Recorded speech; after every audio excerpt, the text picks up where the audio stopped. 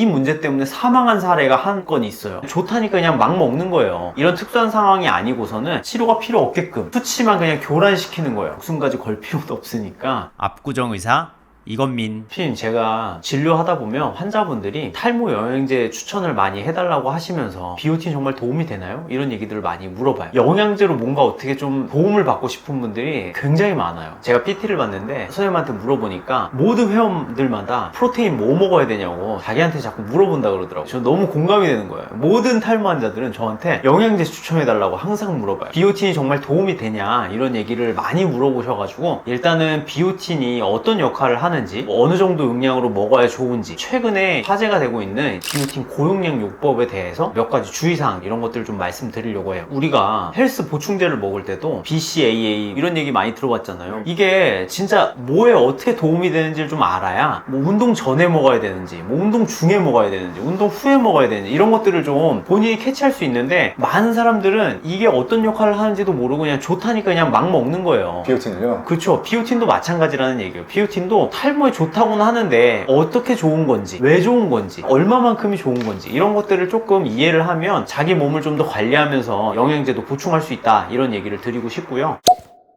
일단 비오틴은 비타민 B군에 속한 영양제예요. 비타민 B군이라고 했잖아요. 왜 그러냐면 얘네들이 형제가 있어요. 비타민 B1부터 B12까지 12형제인데 그 중에 우리 비오틴은 7번째 B7에 해당하는 생각보다 굉장히 안전한 비타민이다. 이 비타민 B7의 역할은 뭐냐면 보통 또 다른 이름으로 뷰티 영양제, 뷰티 비타민, 모발 영양제 이런 식으로 많이 불려요. 그 이유는 피부라던가 손톱, 머리털 이거를 구성하는 단백질 중에 케라틴이라고 있어요. 근데 이 케라틴 합성을 하는 데 있어서 이 비타민 B7, 비오틴이 관여를 하기 때문에 이런 모발 성장을 좀 촉진한다던가, 아니면 소톱을 좀 더 윤기나게 한다던가, 아니면 피부를 좀 더 탄력 있게 한다거나 이런 데에 좀 도움을 많이 주기 때문에 비오틴이 도움이 된다라는 얘기가 나왔던 거죠. 그래서 실제로 비오틴이 결핍된 환자분들한테는 탈모가 일어날 수도 있어요. 근데 생각보다 이런 결핍된 상황들은 거의 없다라는 거. 비오틴을 안 먹으면 결핍되는 게 아닌가요? 우리가 음식을 섭취하잖아요. 그 정도만으로도 충분히 보충이 될 만큼 30 마이크로그램 밖에는 필요하진 않아요. 그리고 우리가 흔히 종합 비타민 하나 정도는 누구나 다 드시고 있거든요. 거기에 포함되어 있는 것도 30 마이크로그램이 무조건 넘기 때문에 사실 결핍되기는 쉽지가 않고, 항생제를 장기 복용했거나 아니면은 뭐 여드름 치료를 받고 있거나 이런 특수한 상황이 아니고서는 사실 비오틴이 부족해서 탈모가 발생하는 경우는 잘 없습니다. 그러면 사람들이 왜 갑자기 비오틴을 그렇게 많이 먹는다는 거예요? 사실 영양제 연구라는 게 이 영양제의 효과를 검증하는 게 굉장히 좀 어려운 부분이 있어요. 그러니까 약과는 조금 다르게. 왜냐면 영양제라는 게 우리가 먹는 음식에도 들어가 있는 거기 때문에 그걸 막 단일로 해가지고 통제 같은 게 좀 어렵기 때문에 결과가 좀 뒤죽박죽으로 나오는 경향이 좀 있긴 하거든요. 비오틴을 고용량으로 드셨을 때 모발이 건강해지고 확실히 모발 성장이 촉진된다라는 그런 근거들이 좀 많이 보이기 때문에 환자분들이 많이들 그렇게 하시는 거죠. 제가 아까도 말씀드렸다시피 비타민 B군에 속한 거기 때문에 고용량으로 드셔도 사실 뭐 크게 문제가 되지는 않아요. 드시고 싶은 분들은 한번 트라이 해보는 것도 괜찮긴 한데, 제가 오늘 사실 말씀드리고 싶은 거는 두 부류의 환자분들은 절대 고용량 요법을 하시면 안 돼요. 많이 안 쳤나요? 죽을 수도 있어요. 일단은 두 가지, 갑상선, 심장질환 있는 분들은 비오틴 고용량 요법은 절대 안 하시는 거를 추천드려요.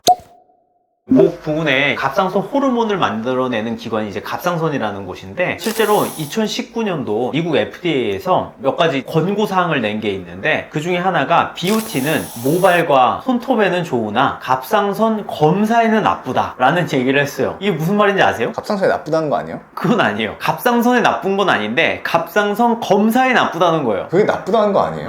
이게 무슨 말이냐면 비오틴을 먹고 갑상선 수치가 2배, 3배 정도가 높게 측정이 되는 거예요. 그러니까 검사 수치를 왜곡해서 실제 갑상선 호르몬 양이 늘어난 건 아닌데 늘어난 것처럼 비오틴이 왜곡시킨다는 거예요. 이 수치를. 많은 분들이 여기서 이제 그러면 도대체 고용량의 기준이 뭐냐? 아까 제가 적정 용량은 30 마이크로그램이라고 말씀을 드렸는데 보통 고용량은 그거의 30배 정도 되는 1000 마이크로그램부터 10,000 마이크로그램까지 요 정도 구간에 있는 거 이제 고용량 요법이다, 이렇게 말씀을 드릴 수 있을 것 같아요.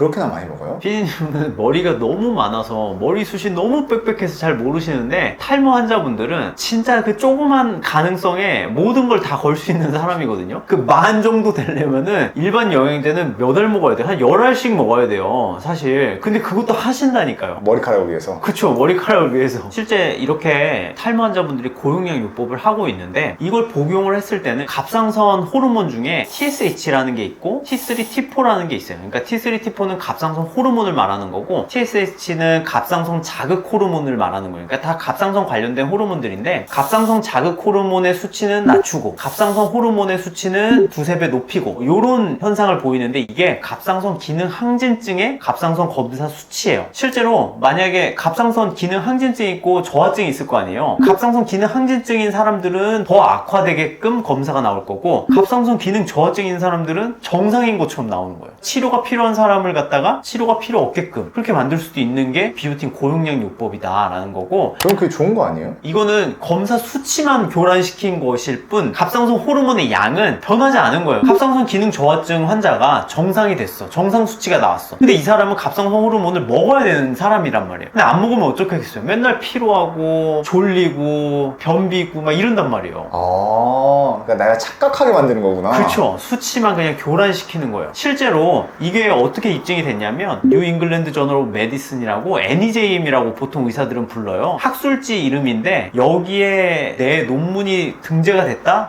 정말 영광스러운 그런 가문의 영광이라고 할 수 있을 정도의 그런 급의 논문이거든요. 여기에 독일의 유전병인 아이들을 대상으로 비오틴을 과량 섭취를 하게끔 해야 됐어요. 1000에서 10,000 마이크로그램 정도를 섭취를 하게 했더니 검사 수치들을 쭉 뽑아봤거든요. 갑상선 수치만 유독 너무 높게 나온 거예요. 두세 배 정도. 갑상선 자극 호르몬은 너무 적게 나오고, 근데 또 애들의 상태를 보니까 갑상선 기능 항진증의 표면적인 증상들은 하나도 없는 거예요. 심박이 빠르게 뛴다거나 설사를 한다거나 그런 증상들은 전혀 없었던 거죠. 그래서 이게 문제가 비오틴인가 해가지고 끊어봤더니 다 정상이 된 거예요. 그냥 딱 수치만 교란시킨다라는 게 이 논문을 통해서 입증이 이미 된 거기 때문에 사실 갑상선 환자분들의 경우는 비오틴 고용량 요법은 좀 자제하시는 게 좋을 것 같아요.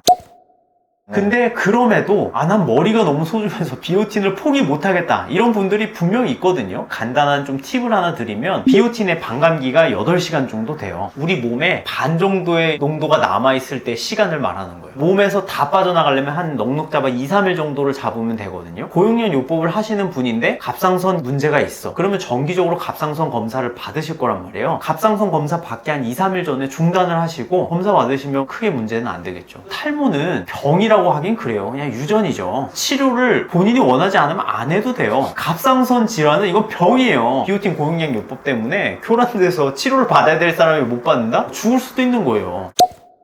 그리고 이거보다 더 무서운 거, 심장질환에 대한 얘기를 해볼 거예요. 심근경색이라는 얘기 들어보셨어요? 심장으로 가는 혈류가 좁아져가지고 심근에 혈류 공급이 안 돼서 심근에 있는 그런 단백질들이 혈류로 빠져나오는 걸 갖다 심근경색이라고 해요. 그때 측정하는 게 트로포닌이라는 단백질을 측정을 하거든요. 심근에 있는 단백질인데 얘가 만약에 혈류에 있으면 심장 근육이 손상이 됐다, 요렇게 생각을 하는 거예요. 근데 이제 비오틴 고용량 요법을 한 사람들은 이 트로포닌 수치를 낮게 나오게끔 할 수 있어요. 이 비오틴 때문에 사실 갑상선 암으로 죽는 경우는 거의 뭐 생존율에 영향을 미치지 않아요. 근데 이 심근경색은 그 순간에 발견을 못하면 진짜 죽을 수가 있어요. 오히려 높게 나오게 하면 그냥 빨리 검사를 받으면 되는 건데 심근이 지금 손상받고 있는 상황인데 정상인 것처럼 나올 수 있다고, 아니면 심각한 상황인데 경미하네, 요렇게 나올 수 있는 게 바로 비오틴 고용량 요법이니까 사실 심근경색의 위험 인자들을 갖고 있는 환자분들이라면 이건 절대 드시면 안 되는 거죠. 실제로 외국에서는 이 문제 때문에 사망한 사례가 한 건 있어요. 다행히 우리나라에는 아직 없지만 나오지 말란 법이 없죠. 탈모 치료하려다가 죽을 수 있는 거예요. 우리가 영양제 먹으려다가 목숨까지 걸 필요도 없으니까 도움은 돼가지고 고용량 요법을 시도해볼 수는 있겠지만 이렇게 갑상선 질환, 심장 질환이 있는 분들은 조금 주의해가지고 복용을 하시는 게 좋을 것 같습니다. 유튜브 보다 보니까 비오틴을 많이 먹다 보면 여드름이 생기는 경우도 있다고 하는데 그게 사실인가요? 사실 환자분들 중에서 비오틴 고용량 요법을 하는 경우에 때 여드름이 많이 난다는 얘기들을 많이 하시거든요. 굉장히 일리가 있는 게 아까 제가 비타민 B군 12형제 중에 7번째가 비오틴이라 그랬잖아요. 5번째 형제가 판토텐산이라는 애가 있어요. 얘가 비오틴과 경쟁적으로 흡수를 하거든요. 비오틴을 고용량으로 먹게 되면 판토텐산이 체내 흡수될 가능성이 좀 떨어지는 거예요. 아, 비오틴 때문에? 이게 물량 공세를 하는 거죠. 예를 들어 중공군이 막 밀려오듯이 비오틴이 너무 많으니까 판톤텐산은 그냥 배출되고 비오틴만 흡수가 되는 거예요. 근데 판톤텐산이 무슨 역할을 하냐? 지질 성분으로 피부 장벽을 세우는 역할을 해요. 그래서 얘가 흡수가 많이 안 돼가지고 공급이 잘 안 되게 되면 피지 분비가 늘어나면서 여드름이 좀 생길 수가 있는 거죠. 비오틴은 먹어야 되는데 여드름 나기는 싫다 이런 분들이라면 1:1 비율을 맞춰가지고 드시는 게 좋을 것 같아요. 압구정 의사